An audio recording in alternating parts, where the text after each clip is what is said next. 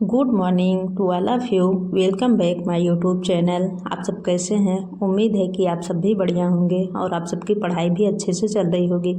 यहाँ पे मॉर्निंग का 3 बज रहा है और मैं अपनी स्टडी की शुरुआत कर दी हूँ। आज के अपने पहले स्टडी सेशन में मैं कर रही हूँ अपने हिस्ट्री सब्जेक्ट का नोट्स रिवीजन।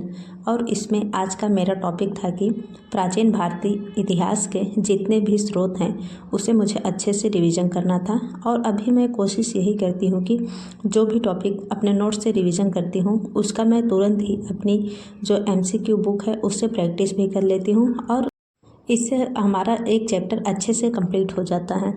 सुबह में जब मैं उठती हूँ तो मैं कुछ इसी तरह से 1 लीटर का ये बॉटल है मिल्टन का, इसमें मैं पानी गर्म करके रख देती हूँ और बीच बीच में इसी तरह से पानी पी पी के अपनी स्टडी को कंटिन्यू करती हूँ। क्योंकि मैंने पहले भी बताया है मुझे कोल्ड की प्रॉब्लम बहुत ही ज़्यादा होती है। ज़रा सा भी अगर शरीर में ठंडक महसूस होती है तो फिर जुकाम बहुत ज़्यादा ही बढ़ जाता है। तो इसीलिए मैं अपने आप को हर तरह से सुरक्षित रखने की कोशिश करती हूँ जिससे कि अपनी पढ़ाई आगे कंटिन्यू कर सकूँ। और आज मैंने सुबह की पढ़ाई टाइमर के साथ स्टार्ट किया कि आज मुझे पता चल सके कि मैंने कितने टाइम पढ़ाई किया है।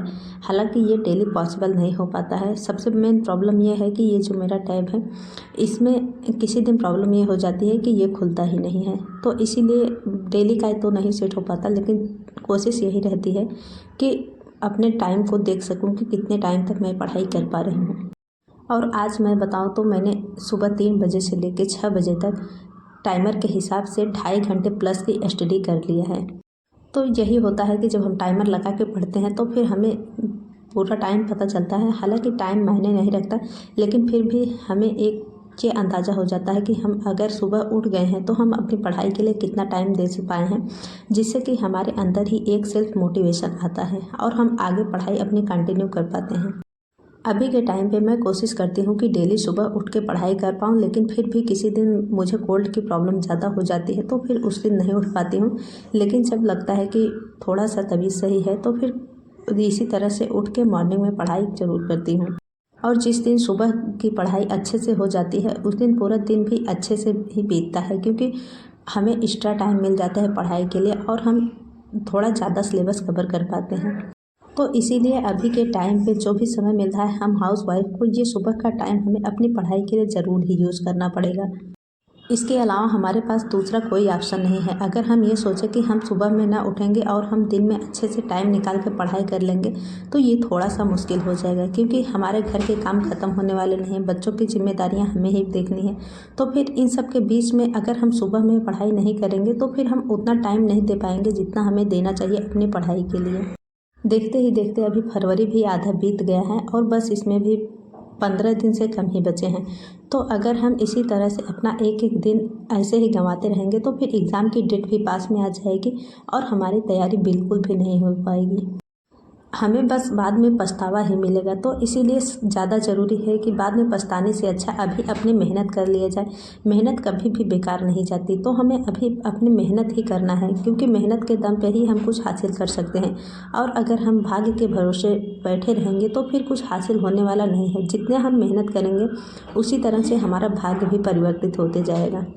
और अगर हम अभी मेहनत कर लेंगे तो हमें बाद में उतना पछतावा नहीं होगा जितना कि अगर हम अभी थोड़ा सा इधर उधर करके अपना टाइम ख़राब करते जाएंगे तो हमें बाद में बहुत ही ज़्यादा पछतावा मिलेगा, क्योंकि ऐसा मौका फिर जल्दी आने वाला नहीं है।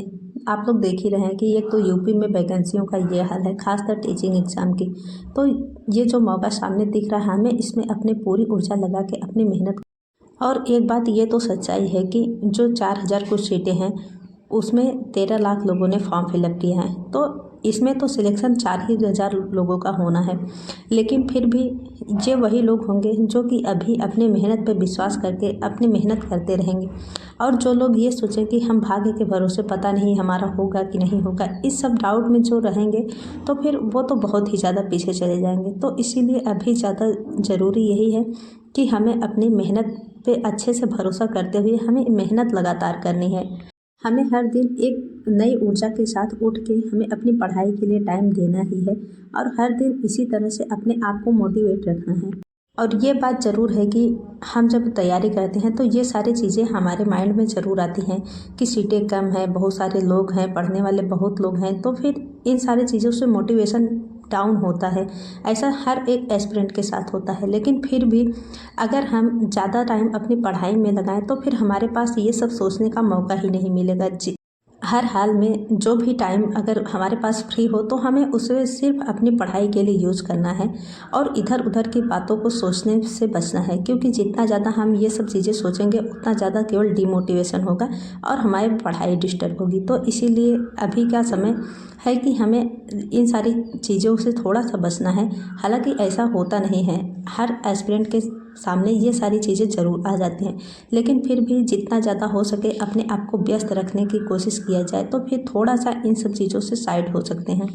और ये सच्चाई है कि हम जिस तरह से सोचते हैं, जो चीज़ें देखते हैं, वही हमारे माइंड में भी चलती है और हम उसी के अकॉर्डिंग बनते जाते हैं। तो फिर अभी का समय जो है इसमें हमें ज़्यादातर कोशिश यही करनी है कि अपनी पढ़ाई से रिलेटेड ही चीज़ें देखनी है, फालतू की चीज़ों पे ध्यान नहीं लगाना है।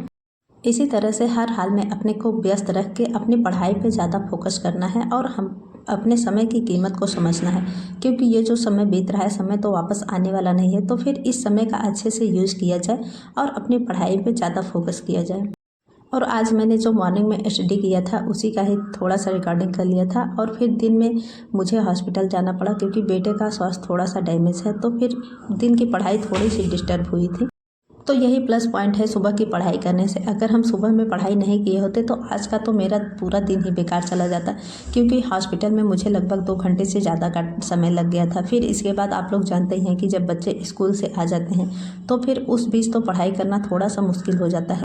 लेकिन फिर भी हर हाल में कोशिश यही रहती है कि पढ़ाई के लिए ज़्यादा से ज़्यादा टाइम दिया जाए, क्योंकि ये सारी चीज़ें तो लगी ही रहेंगी। बस इसी सब के बीच में हमें अपनी पढ़ाई के लिए फिर टाइम निकालना है और अपनी पढ़ाई लगातार करते रहना है। और यहाँ पे शाम का टाइम हो गया था। शाम के टाइम पे मैं इसी तरह से बच्चों का होमवर्क करवाने के लिए बैठ जाती हूँ। कोशिश यही करती हूँ कि जब बच्चे होमवर्क करें तो फिर उस बीच अपनी एक आध क्लास कंप्लीट कर लूँ। हालांकि ये हर दिन पॉसिबल नहीं हो पाता है।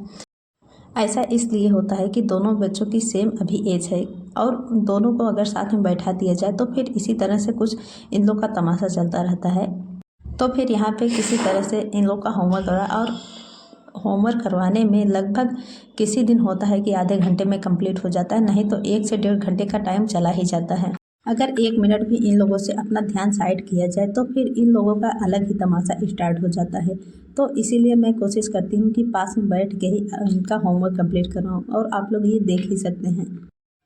यही सारी चीज़ें होती हैं कि ऐसा नहीं है कि हम अगर बच्चों को लेके बाहर रह रहे हैं तो फिर हमें अच्छा खासा टाइम ही मिल जाता है, ऐसा बिल्कुल भी नहीं। बस यही है कि अगर सुबह में उठ गए और फिर बच्चे जब स्कूल चले गए उस बीच में टाइम निकाल लिया तो फिर उसी में पढ़ाई अच्छी हो पाती है, और बाकी आप लोग देख ही रहे हैं कि फिर उसके बाद क्या हाल होता है। तो यही सारी चीज़ें हैं। इसी के बीच में बस कोशिश यही रहती है कि अपना भी टाइम निकाल कर अपनी पढ़ाई कर लिया जाए, क्योंकि ये मौका फिर दोबारा हाथ आने वाला नहीं है।